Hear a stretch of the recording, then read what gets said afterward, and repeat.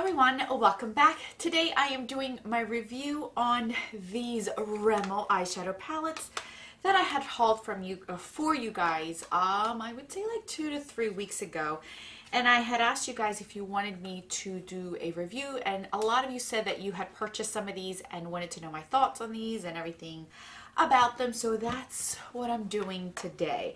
At the end of this video I will put a poll to see which one of these 4 palettes you guys want me to do a tutorial on. That way you guys can see one being used, because I know a ton of you wanted me to do a tutorial with these. So we're going to get right into it. So obviously these are from Rimmel. These are more of their Magnify eyes. They started out with this collection with 4 neutral palettes. One was cool tone, warm tone, smoky, and I forget what the 4th one was, and then they expanded it into these right here.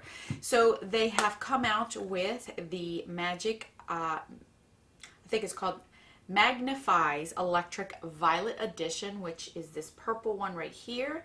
Then we have the Jewels Rocks Edition, which kind of has a vibe of the Subculture palette from Anastasia. This is the Crimson Edition. This one is the Naked Cherry kind of dupe. And the last one is the Spice Edition, which is the Naked Heat dupe for it. These are all $7.99 US. I've been only able to find these either online on their website or at Walmart. I haven't been able to find them at Target or my local CVS. I've only been able to find the first edition, which is more of the neutral shades of them. So I've only been able to find these at Walmart, at least my local Walmart. I'm not sure where you guys can find them in yours or where you have been able to find them. So that's where I found these. I have been testing these out. You guys have seen these on camera with different videos that I have been doing. I've been wearing these off camera to really test them out. I've done swatches of all of these. So here are my thoughts. Obviously, I'm going to start this out before I give you guys the full review.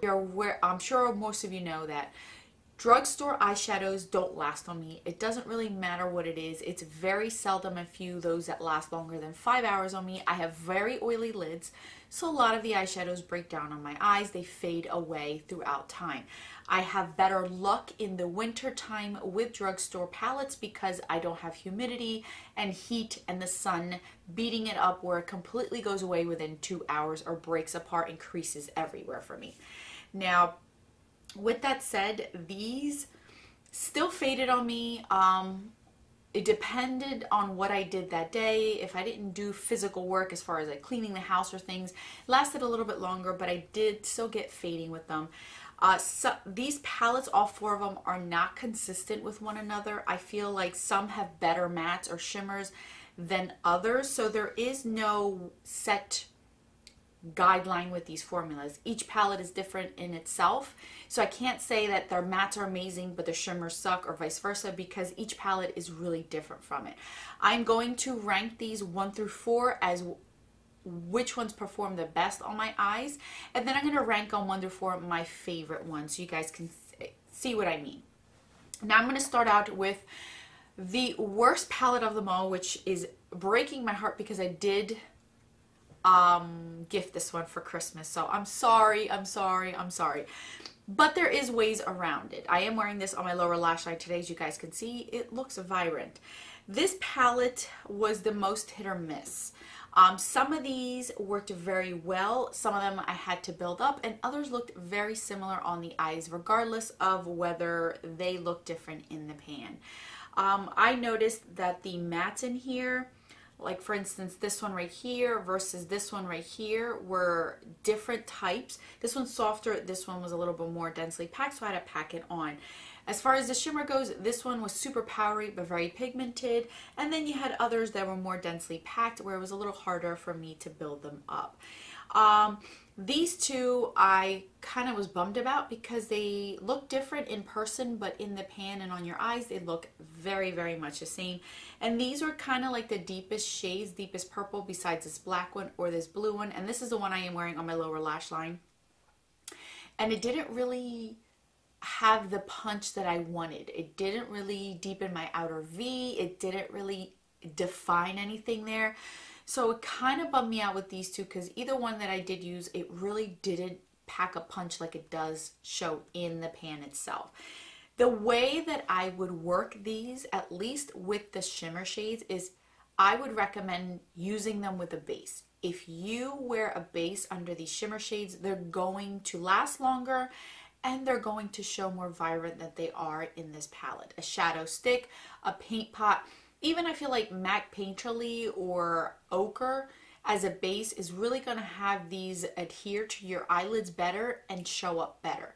If you don't have a very strong or sticky base, I think these are not going to do well on your eyes. So it is still wearable, it is still workable. It's just I had to work a little harder with this one. This is one that I was hoping to like the most because it is very unique on the market as far as drugstore palettes go. You don't see this color combo often. You only see like pops of blues or pops of turquoise or pops of purples, but you really don't see this. So that's why I'm very bummed about it, because I really had high hopes for this one specifically. I love the color scheme of this. Again, I think it'll work for like pops of looks.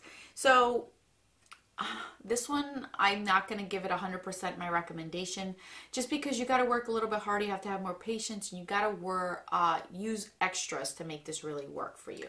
So that's number 4. Number 3.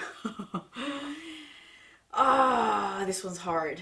Honestly, you guys, I think that these are a tie. I can't pick between which one's better than the other. Honestly, I think these two performed a heck of a lot better than this one, but not as good as the last one. These worked very well.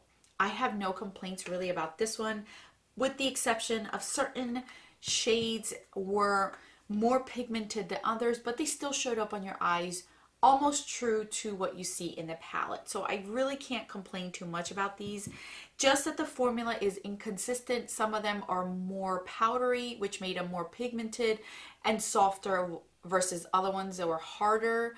I felt like they worked better with my finger, but even so, it was still a little bit more densely packed in there, so I had to work a little bit harder with them. But I had really not too many complaints with them besides that. The color combinations are really good. If you want to save yourself money on the Naked Cherry, I would go with this one.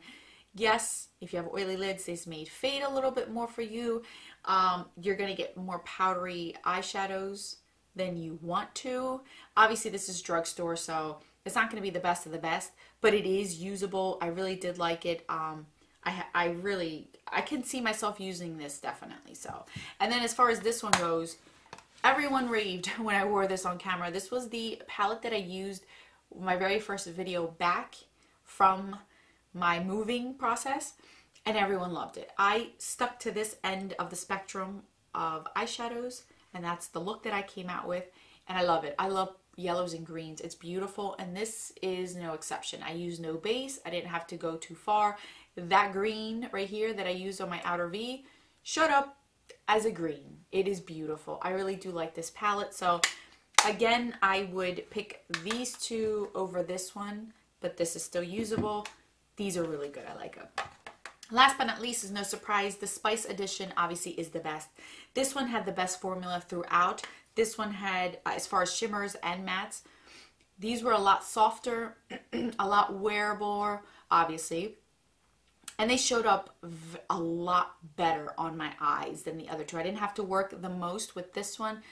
I feel like I'm assuming that everyday shades are a lot better to formulate, or a lot easier to formulate as a pigmented product at the drugstore than it is to do colorful ones. And that's probably why we don't see very colorful palettes out in the market. But this is beautiful. I loved it. It's a great everyday palette, but if you don't want your neutral browns or your everyday natural shades, you want more of a pack a punch, I really like that purple in here, and it really showed as a purple on your eyes. You can keep it neutral by sticking on this side of the palette over here, or you can have more of a warmer tone going on this side, and then you have that purple. So definitely this one, out of all 4, I would say is the best one. This is a tie for 2, and then this is the least one that worked the best. Now, as far as my favorites and where I would rank them as far as the color scheme that I like the best, the ones that I enjoy the most, I'm going to say that obviously, because I have so many shades, unfortunately, this will be my last one, just because I have so many of this. But this is the best one. This is truly the best formula one. This is the one that I think that everyone will be the most pleased about. And I was hoping that the rest would be this type of formula. But I think that this one, I just have so many of them in my collection that this is the last one. I'd rank that number 4. This is 3rd place for me. I like that it's still neutral and wearable, but still you get pinks and cranberry shades. Beautiful for the fall. I could see this as a Valentine's Day palette, a nice girly palette. If you don't want to wear true pinks on your eyes, but you want something like it, I think this is great. Modern Renaissance type of feel. So this is my 3rd favorite. The 2nd favorite as far as color themes would have been this one. If it wasn't for the formula, I would have loved this one a lot. I just like the color scheme, the purples in it. It's different. It's unique for the drugstore. I just wish that the formula was a lot better. And my favorite out of all of them, honestly, was this one. This color scheme just screamed to me. It's beautiful. It kind of gave me the subculture from Anastasia vibes. I really liked it. And obviously you guys did too, because a lot of you had asked me what was on my eyes when I wore it on camera. It's beautiful. I really like it. I like the fact that I get greens, but I can also go take it a whole different direction if I use these shades right here. And this green is beautiful. This is like a dark gray mossy green. It's beautiful. So yeah, that's my favorite one. So that's my thought on these. I know a few of you guys had said that you picked up a few. I am going to get use out of these. I have very, very minimal amount of drugstore palettes for this reason, because I do get a lot of fading from them. Rimmel is no exception. That's why I got rid of the natural ones, the ones that just dupe the naked palettes, because I knew I wasn't going to reach for them and I had the naked palettes. But I do like these because specifically like these two, I don't have anything that similar to it.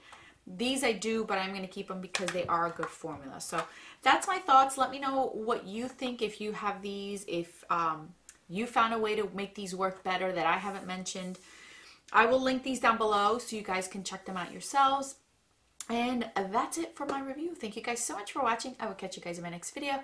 And don't forget that a smile is the best makeup a girl can wear. Bye guys.